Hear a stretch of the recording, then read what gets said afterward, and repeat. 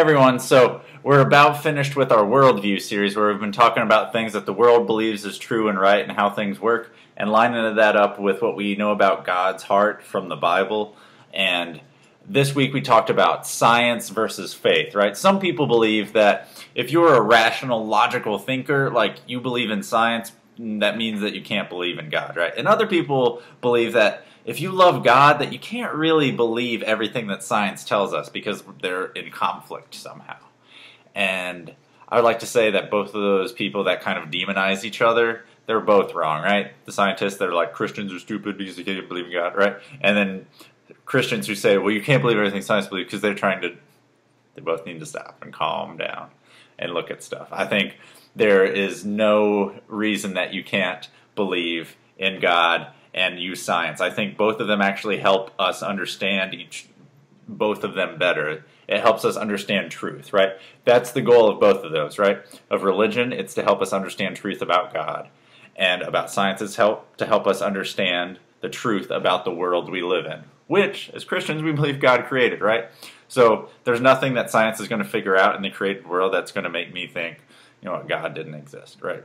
So, and also we'll talk about a little bit later in creation. We're going to do a series about creation after school starts.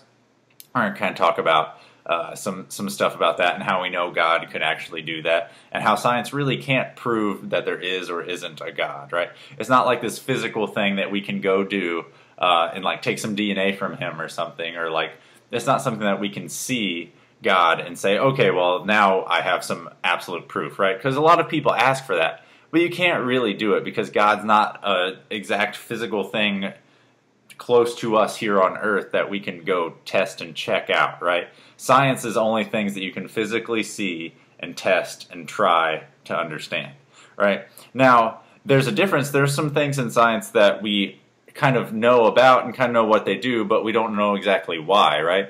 These are kind of mysteries that come along in science, right? And faith also has its mysteries. Like we don't know how some things work. We don't know exactly how Jesus' atonement covers our sins, right? Like we know he died on the cross for us, but we don't really understand exactly how that all works. Like we know that it worked, we know the cause of it, we know what it looks like, but we don't really quite understand maybe exactly how it works, right? We know Jesus' blood covers us, and it paid the debt for our sins because we deserve to die. Like we get that, but at the same time, there's still some kind of mystery in it, right?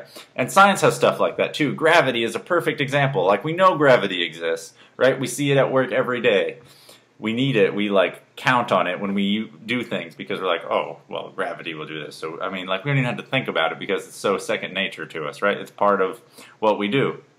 But gravity is not perfectly defined by science, right? Like we know the causes of it, what it does, but we don't know why. We don't know where it came from, right? There are a bunch of hypotheses and theories out there, but none of them can be necessarily proved or found completely true, right? So that would be like me saying, if I said I didn't believe in, like some people say, sorry, confusing. Some people say we don't believe in God because we can't see him, we can't prove him in a scientific manner. Great, right?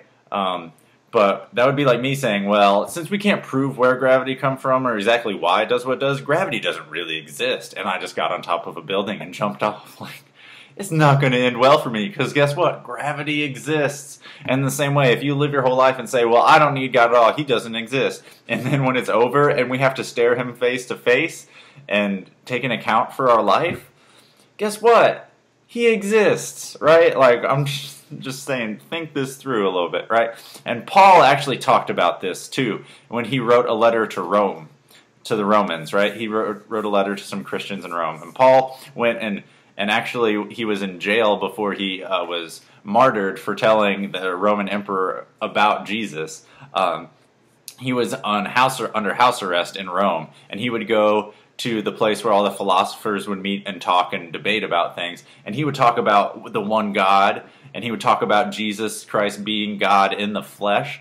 And he wrote this letter to them, and he says in Romans chapter 1, verses 19 through 21, Paul writes, "They know the truth about God because he has made it obvious to them. For ever since the world was created, people have seen the earth and sky. Through everything God made, they can clearly see his invisible qualities, his eternal power and divine nature. So they have no excuse for not knowing God. Yes, they knew God, but they wouldn't worship him as God or even give him thanks. And they began to think up foolish ideas of what God was like. As a result, their minds became dark and confused. So Paul is writing to people back then, so not necessarily science like we're talking about today, right? But he's making the same argument that I'm making, right? Look at this world around us, how amazingly intricate it is. Look at your own body. Just sit there and wiggle your fingers, right? That's amazing that you can wiggle your fingers. If we were all just like little tiny specks that came from one piece of like bacteria, like how do we get all this amazing diversity, all this amazing complexity? Like, yeah, I guess it could have happened over millions and millions and millions of years, and it probably did take that long for all this stuff to happen. Science has kind of proven that. I believe them. But at the same time, like, I don't know that stuff works that way, right? And science doesn't necessarily know that it works exactly that way. So, but Paul here is saying, look at the world around you. It screams that there's a creator, that there's an order to things, right? And that's one of the things that I love about this idea of God versus religion. Like, it's not just you have to choose one side or the other. They both can inform each other, right? And there's some amazing, amazing scientists that we're going to talk about here in a sec that, because of their Christian faith, decided to try and understand how things worked, right?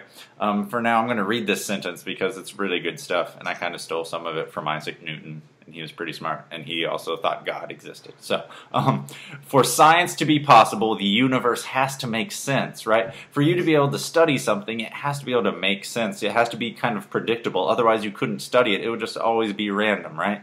There must be order, some constants, if it's possible to reveal law and structure in creation, right? Christian faith gives us the cause to believe that studying the natural order of things is possible because God created things specifically and intentionally, right? The complexities of the world that science can help us see point back to deeper truths about God. We already talked about that, right?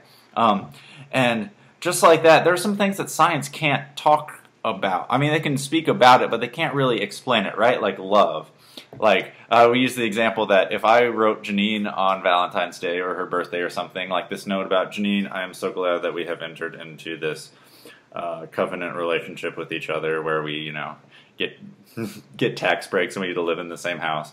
But all we do is, when we're around each other, we get oxytocin released in our brain. And that's what makes us feel these feelings to each other. So thank you for helping me release oxytocin, right? Instead of just saying, I love you, if I wrote that, that's not love, right? She is not impressed. She's not making me mac and cheese for supper, right? Like, it's not happening.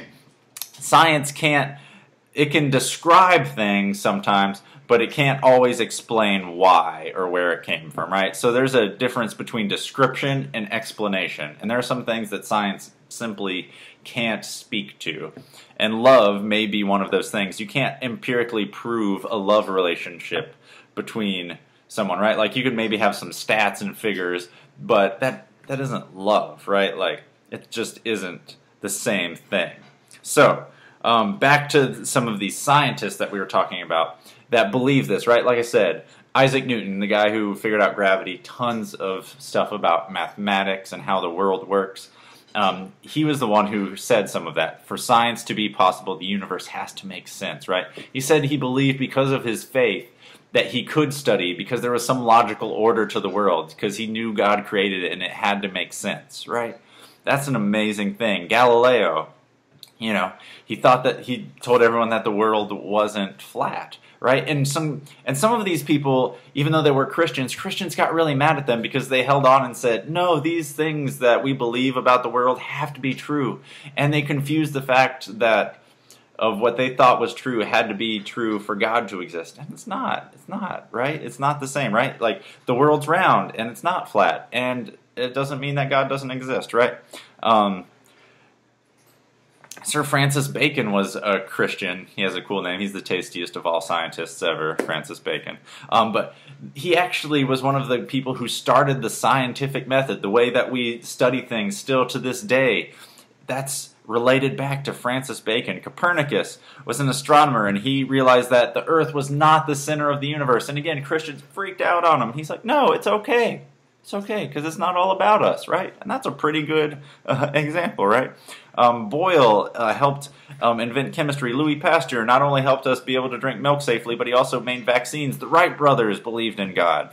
And a guy nowadays that I think is super awesome, Francis Collins. You can look him up on YouTube, and he has some amazing speeches. But he's the director for the National Institute of Health, which is pretty amazing. And also he heads up the Human Genome Project, where they're mapping the human genome. That's smart stuff, right? So these people believe in God. They have an orthodox faith in Christianity, right? They believe what we all believe when we say the Apostles' Creed. They believe those things, and they don't see any separation between science and their faith in God. In fact, they think they complement each other really well. So I want you guys not to just say, well, I either believe in science or I believe in God. Like, it's not that at all, right? That's way too simplified. They can mix together because we're all trying to learn truth. Hopefully, truth about God's good creation. So, love you guys. Think about that. We'll talk to you next week.